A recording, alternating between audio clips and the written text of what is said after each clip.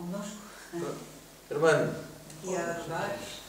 aqueles defensores, atrevo-me a dizer, aqueles da linha dura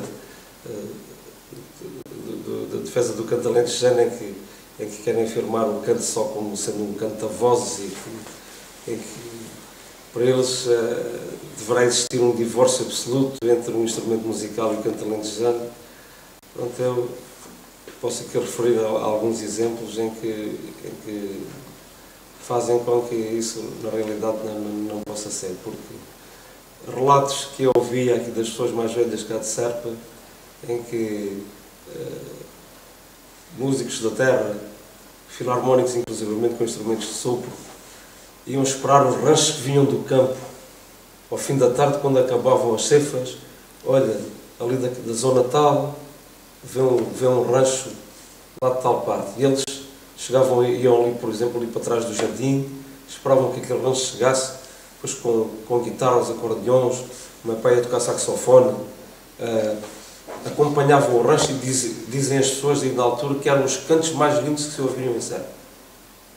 E depois disso, eu sempre me lembro, um dos mestres cá do canto de cá de Serpa, que era o mestre Segato, era um homem filarmónico também, era da banda filarmónica, e tocava harmónio. Os cantos que esse homem, saídos ou da Taberna do Sequeira ou de outras, ele com companheiros do rancho, o Nico Pacheco, também tocava acordeão, o Cachorro tocava no rancho, tocava viola, inclusive o senhor Polica tocava violino. Esses homens faziam ali uma orquestra e juntavam ali um grupo que depois ia crescendo à medida que iam passeando aí pelas ruas. As mulheres, até a gente brincava, por causa do canto era só cheiro a feijões queimados, e nessas ruas deixavam as panelas ao lume e deixavam queimar os feijões e iam cantando, faziam-se cantos lindíssimos. E falando, por exemplo, num grupo nos anos 60, foi um grupo extraordinário pela originalidade, foi o Trio Guadiana. O Trio Guadiana, com o Zé Dias a tocar viola, um homem de ficar que era o Chico Zé Maria a tocar o seu bandolim. Onde é que esses homens não levaram o canto alentejano? Eu creio que grande parte da visibilidade que o canto alentejano hoje tem deve-se, em grande parte, a esses grupos corais instrumentais. Um Trio Guadiana, um grupo de cantores regionais de Portela. Onde é que aquela moda do passarinho, alguém em Portugal que não conhece a moda do passarinho? O canto alentejano, quando é bem tratado com instrumentos musicais, não desvirtua em nada. E aliás, eu até considero que seja uma forma de evolução, porque a música não é um produto cristalizado. O canto alentejano não pode ser um produto cristalizado. O canto alentejano tem que ser uma forma evolutiva, porque aquilo que nós ouvimos hoje não nasceu assim, foi evoluindo, não é? E embora se tenha, enfim, acomodado, digamos, àquele formato que se calhar também foi um bocado imposto inclusivamente aqueles da linha dura, não, aqueles tem que ser, o canto alentejano é só como homens. Não, senhor, o primeiro rancho de Serpa era formado por homens e mulheres.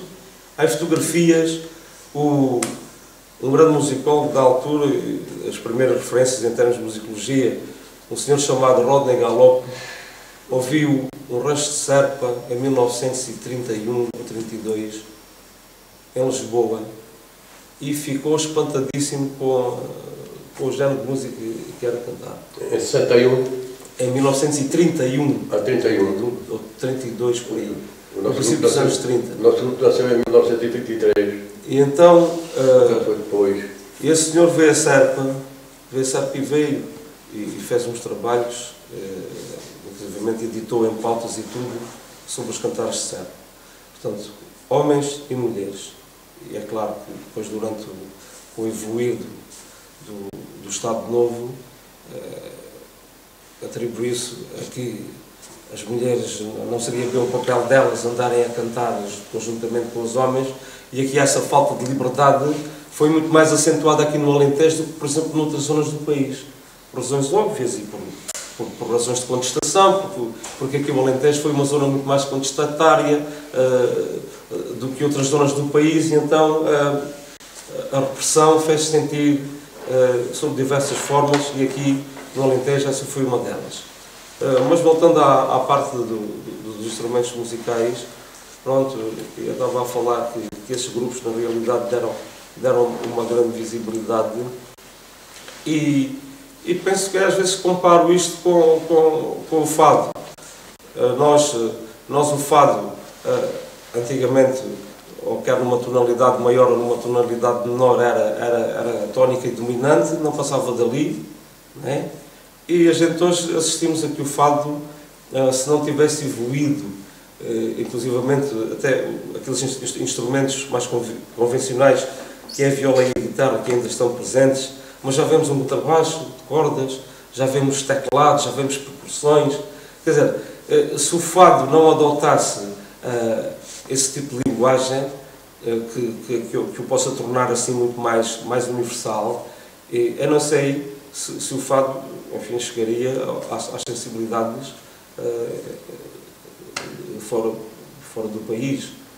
E vemos também que o próprio Flamengo, era uma guitarra, sapateado e umas palmas, e hoje em dia nós temos a fusão do flamenco com formas musicais, desde a música clássica ao jazz do mais tradicional ou do jazz mais contemporâneo. Temos formas interessantíssimas, e são duas realidades que são património da humanidade. Portanto, eu creio que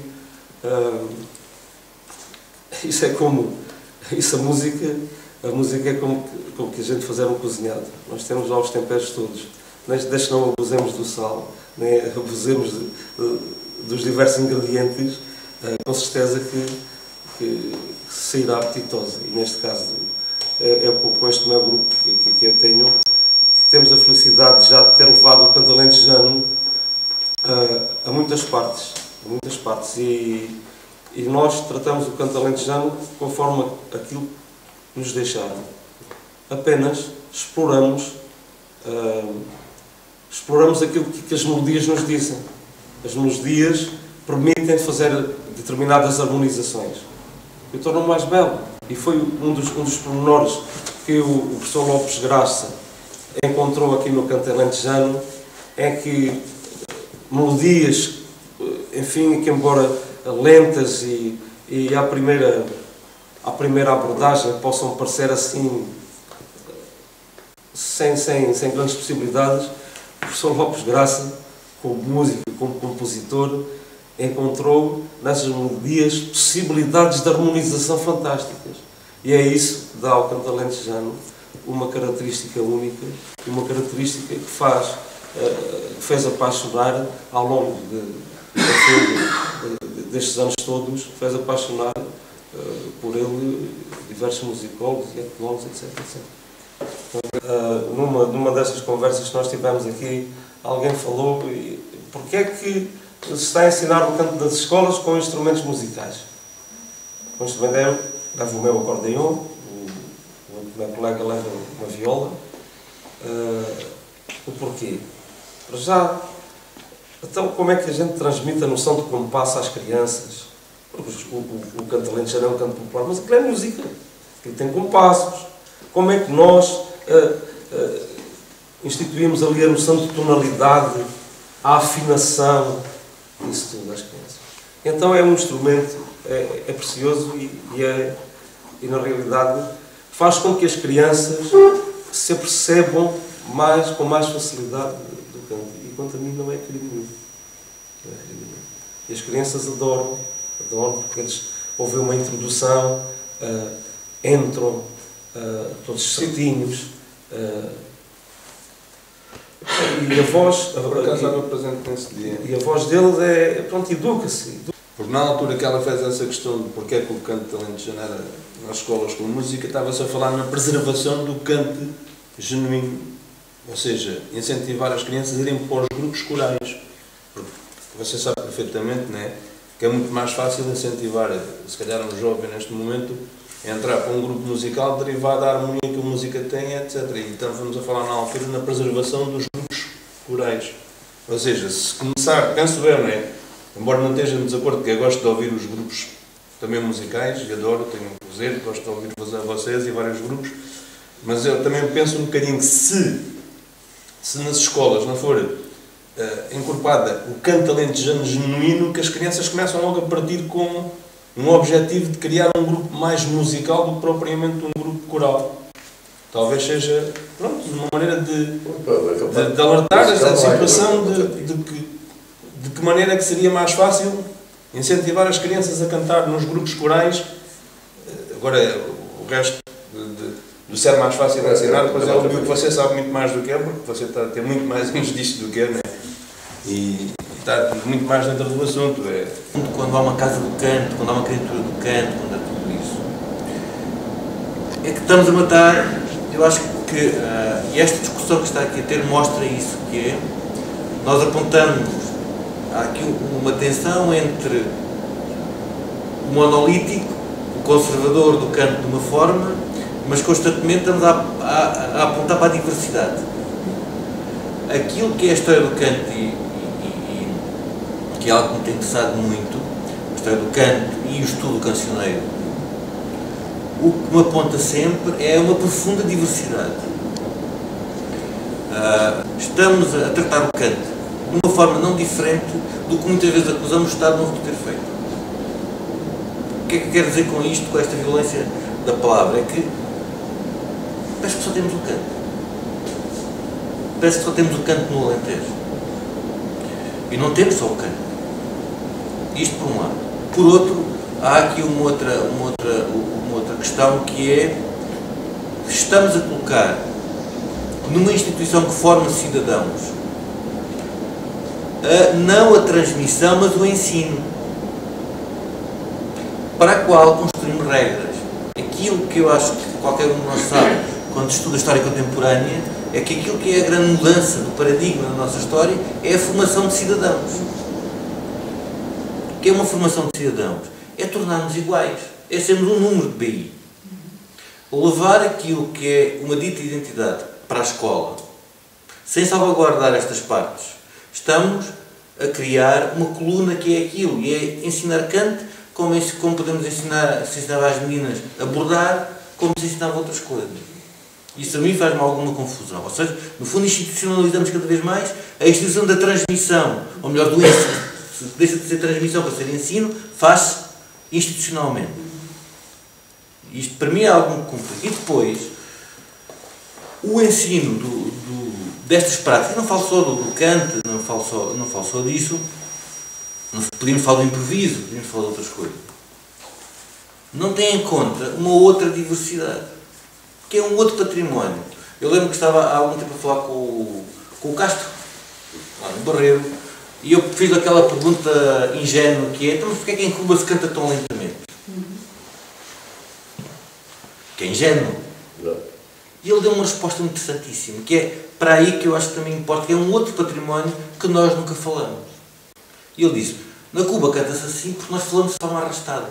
Ele estava-me a dizer uma outra coisa, que é: ao canto está associado um outro património sobre o qual nós não fazemos nada, e que a escola de alguma forma também purifica, que é os dialetos, que é as formas locais que localmente a gente tem. Ora, isto tudo para dizer o quê? Eu acho que a parte de toda esta conversa que nós podemos ter, da questão do canto sem instrumentos ou não tem instrumentos, é homens ou só mulheres, aquilo que a história nos mostra é que os instrumentos sempre coexistiram com o canto e fizeram parte dele, ou não fizeram parte.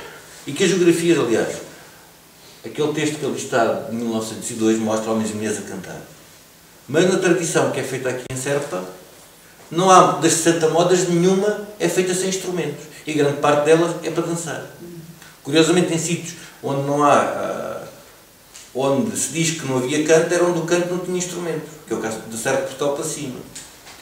Mas aquilo que esta experiência de dezenas e dezenas e dezenas de ensaios mostra é que na aparente realidade de uma voz, outra voz, um pôr, e agora já nem falo que os textos muitas vezes são a moda até cantada, até a nível poético de forma diferente, mostra que os grupos não só têm estratégias diferentes, optando sempre uma voz, outra voz e um pôr, como estão a fazer experiências. Como neste momento há um conjunto de atores, de agentes, que estão a reconstruir cotidianamente o canto. Ou seja, para lá das nossas, muitas vezes, discussões muito académicas ou muito de oposição, a realidade do movimento coral é uma realidade muito viva. Não só porque esta parte que nós vemos que é um ensaiador de um grupo coral, nunca foi. Isto não é tão normal assim.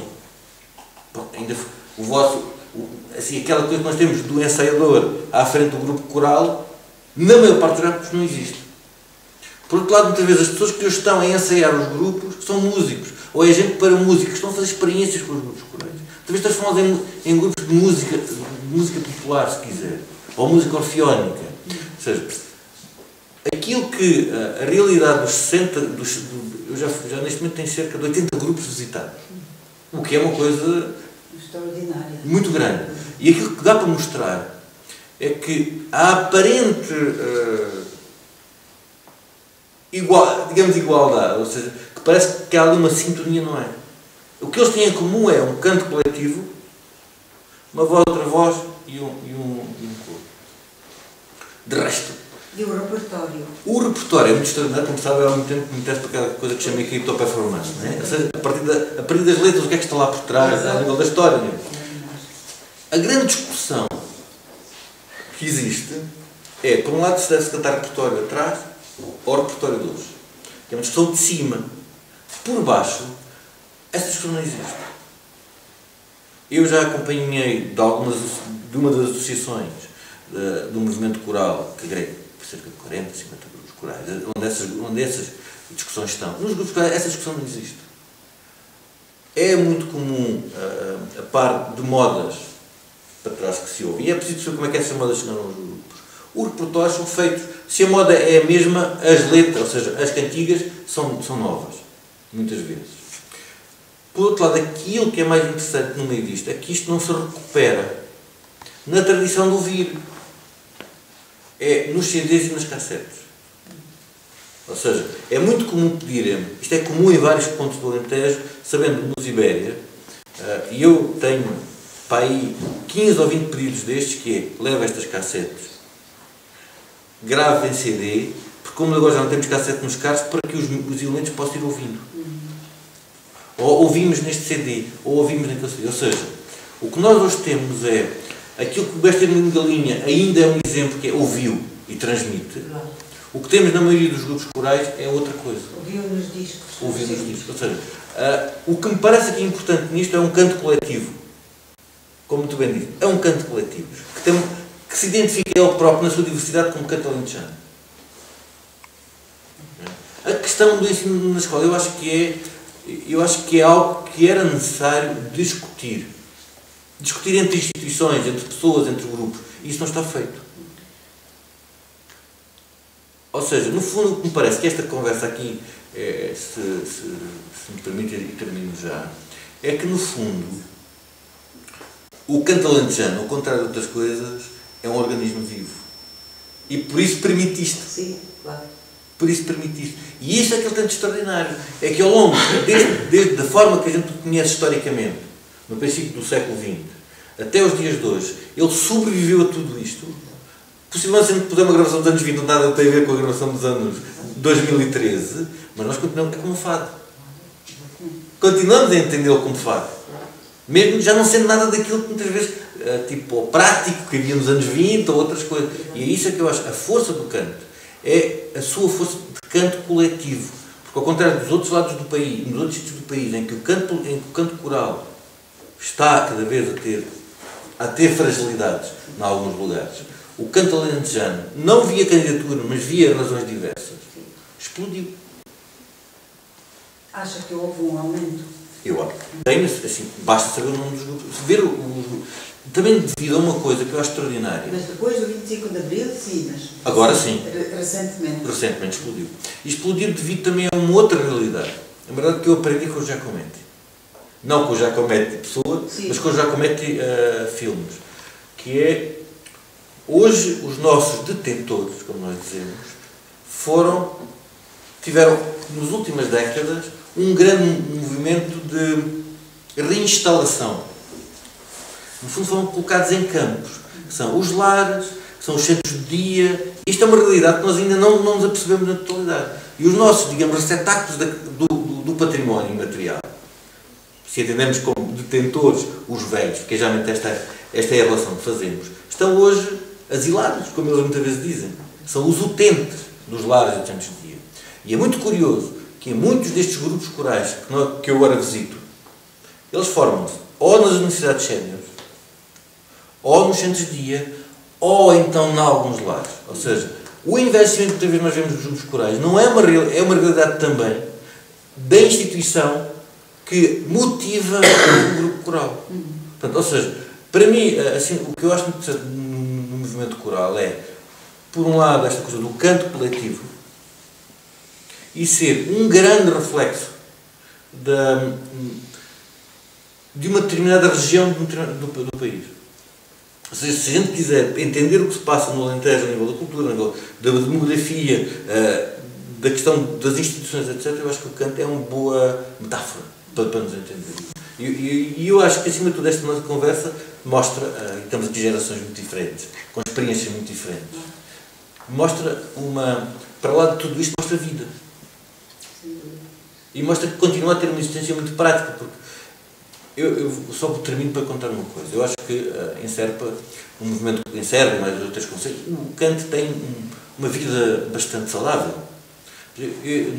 Há um grupo de senhoras, como elas gostam de se dizer, que recusam o traje tradicional e vestem-se o que eu chamo orfeonicamente. Sainha, camisa e depois um lacinho. Que é muito comum. Elas ensaiam todas as semanas num barracão. Num barraco, aquilo é um barraco que elas têm, que é numa zona onde a Câmara tem as máquinas, depois tem um barracão que é uma coisa deste tamanho. Entramos lá dentro, assim, fora um barraco, lá dentro é uma sala de estar. Uma sala de estar, não sei, com fotografias, com tudo isso. E todas as semanas aquelas senhoras estão ali. Portanto, e eu acho que isto mostra, e levam modas novas, moda contra a Troika, moda contra o Passos Coelho, moda e no outro dia vou ouvir tiraram-nos a reforma, não sei quantos, como havemos de sobreviver. Ou seja, não, é curioso como é que recusam a etnografia, recusam o cancioneiro para trás, que conhecem muito bem, porque inclusive recusam o tempo da ceifa. Para elas aquilo não é... Foi um suplício, foi um crime que sofreram durante tudo. Mas continuam a encontrar, nesta forma que nós encontramos, chamamos identidade, a grande forma de se expressar. Portanto, isto mostra, na minha opinião, ao contrário de muito do folclore, deste movimento folclórico que é a reconstrução histórica, mostra que continua a ter uma realidade muito clara e muito viva.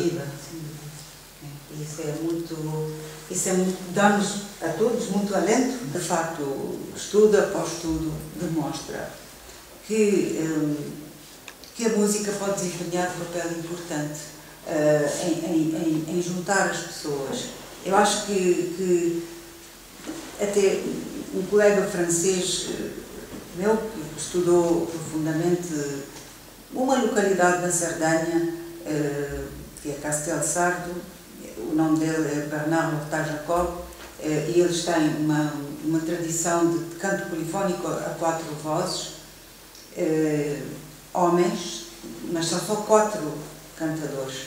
E ele, uma das coisas que o Fide mostra no livro é que, de facto, estes homens, não sei o que vocês acham, mas não podem cantar em conjunto se houver um conflito. Portanto, eu acho que cantar em conjunto é algo muito importante na vida social das pessoas. E portanto, eu acho que... Fomos à Sardenha, sim, eles eram só 4. Exatamente, e Só há quatro. uma das vozes Só muito grande. Nem uma mulher ganhava aquilo. É verdade. Aquilo é só isso. Impressionante. Quer dizer, cantava hoje, cantava a gente. Tivemos lá 4 dias. Mas a gente fomos cheios, 7. E gostou de lá Fomos estar? 7. E eles eram só 4. Pois, exatamente, são só 4. Depois aquilo andavam lá pelas ruas, com 2 burros, carregados de vinho, carregados com duas coisas de vinho, lá tipo um copo para a gente beber, e vá queijeiro. Foram 4 dias também passados lá na Sardenha. com o Ignásio. Foi uma boa ideia engraçada. Ok. Mas os homens têm uma voz, já ouviste? Já ouviste? Fazem um conjunto que aquilo é, sei lá, mete-se para os ouvidos deles. Impressionante. Bonito, aquilo é muito bonito. Que eles também gostaram muito do nosso canto. Com certeza. Também gostaram muito. Porque não há onde gostar. Depois dali fomos para um baile com eles. E elas com botas de borracha. Então, o gelo era desta altura. Botas de borracha, mas ninguém morou das ruas. Eu sempre estou acabado de cantar para aquelas ruas. A faça de conta que fomos fazer os passos nas festas. Lá eram os passos feitos às portas de fulano de Beltrame e Coitado. Vai cantar. Cada vez era um. Acabou de cantar, lá de pé, mas era um pinho pequenininho. Mas podia ser muito grande, ainda que chegávamos à noite e resolveu. Não, aquilo por acaso foi engraçado, tivemos lá 4 dias. E quando é que foi? Foi há pouco tempo? Foi há 2 anos. Acho que o Foi Ignásio. com o Everto. Bem, eu estava com curiosidade a perguntar ao mestre Armindo se, enfim, se o canto como cantava, por exemplo, quando começou e como se canta agora é diferente. Quer dizer, da parte lá do nosso grupo, mais ou menos canta. Há lá 2 grupos. Mas o outro grupo não quer dizer, não canta com mais gente. O outro grupo é diferente da gente. Tem uma diferençazinha de canto. O nosso grupo está tal e qual mais ou menos conforme o mestre o deixou. O mestre António Gialho, depois ele fundou o grupo. Mais ou menos ali aquilo anda ali, porque cantei com ele ainda 14 anos. O problema é esse. Se fosse outro ensaiador, era capaz já de buscar outro modelo, outra coisa, mudar aquilo. Mas eu aprendi com ele e aí ele mais ou menos botaria daquilo no mesmo coisa. Às vezes, há quem queira, se ele fosse assim, tipo, escapa. Não é assim, assim é que tem que ser. E que era a onda feita assim. E é assim que a gente vai indo, com o mesmo sistema mais ou menos. Vamos continuando com o mesmo. Ele a cantar e eu a segurar o alinho das costas. Mas andou, apanhou aquilo assim que apanhou. Aquilo era um lá, passava. Agora mais para dar isso era um professor. Isso era um professor, cara. Na minha época, bom. O pessoal veio cantando ali com 14, 15 homens, ou 20. Ele estava ali, parecia um relógio. Então, já morreram quase todos, só lá estou eu. No tempo do Dr. Luís, só estou eu, mais 2 da Cuba. O resto já morreu tudo, no tempo do Dr. Luís. Os que cantavam comigo. O Dr. Paulo Lima e a professora Salua, sou a Teresa Coelho. E finalmente consegui vir aqui hoje. E tenho pena de não poder ficar mais porque tenho muitas perguntas para fazer, mas certamente voltarei aqui porque é um espaço de partilha e muito estimulante intelectualmente. Sim. Falando em crianças impacientes, tenho aqui uma e mais 2 lá fora, portanto estou sempre um bocadinho limitado. Maravilha. Estar aqui é um... Ficou aqui calminha a ouvir. De qualquer das formas, já passei por estas questões todas, a um nível mais livresco, não é? Mas nada como ouvir testemunhos e... Se bem que a minha investigação passa mais pela análise de poesia, das letras, porque é a nível é no âmbito da literatura oral, tradicional. E passa um pouco por descobrir a mensagem das próprias letras, a carga simbólica que possam ter ou não, desde a recolha dos primeiros textos até hoje. Até que ponto é que... Porque questiono muito acerca... Fala-se muito da definição do canto como um cantar coletivo. E eu pergunto até que ponto é que não é uma solidão partilhada. Uma partilha... Serão partilhadas as mesmas dores, os mesmos sentimentos, mas até que ponto é que é um cantar coletivo, mas não é uma solidão partilhada. E qual é a mensagem, no fundo? O canto quer transmitir alguma mensagem ou será mais uma terapia de grupo?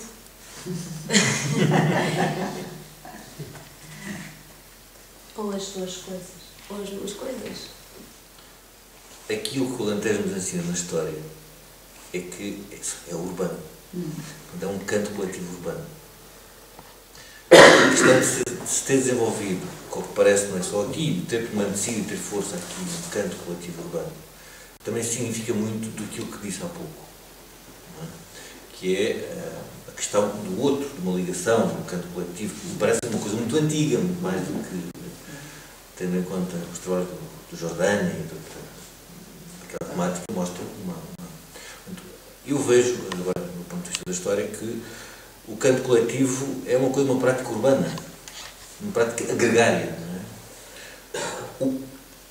Que também serve ela própria para resolver questões. Mas o canto serve para resolver questões.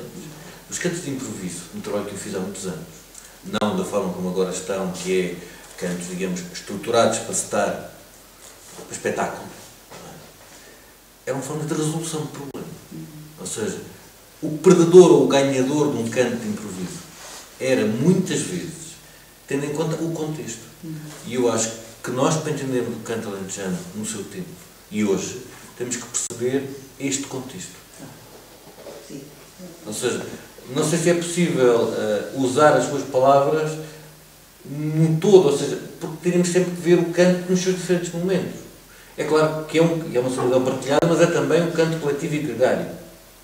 Não é? Porque, por exemplo, aquilo que eu vou vendo, esta é das poucas razões que as pessoas têm para sair de casa. Ou vão trabalhar, ou vão à excursão ao modelo, ou vão cantar.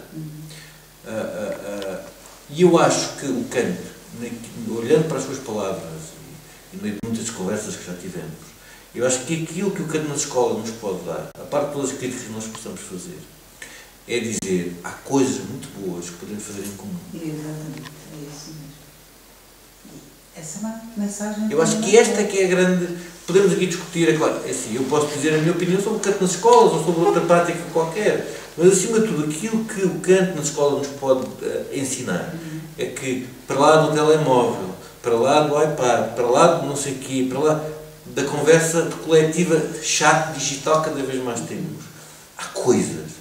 À par do desporto, cada vez é uma coisa mais complicada de se fazer. Há coisas tão belas e que são tão próprias que é um canto coletivo.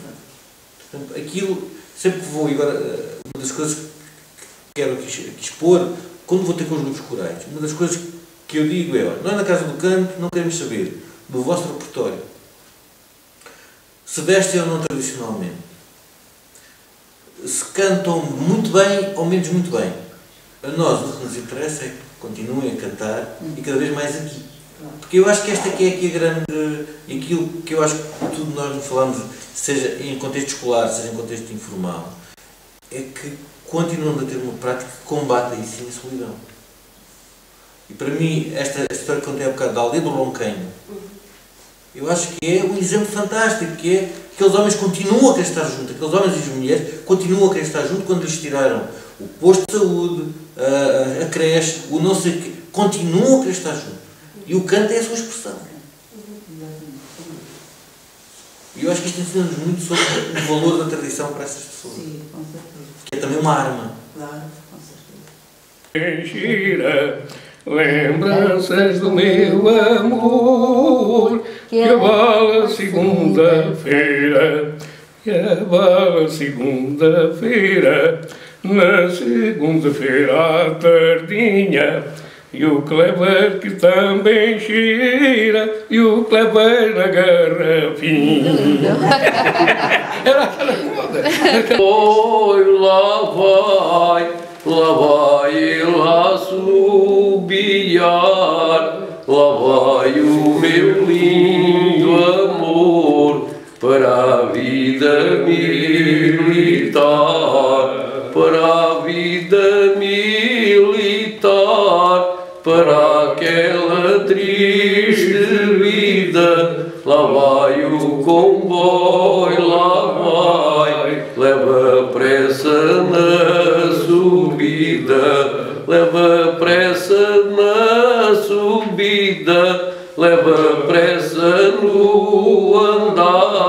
lá vai o meu lindo amor para a vida militar. Esta também, mas esta cantamos.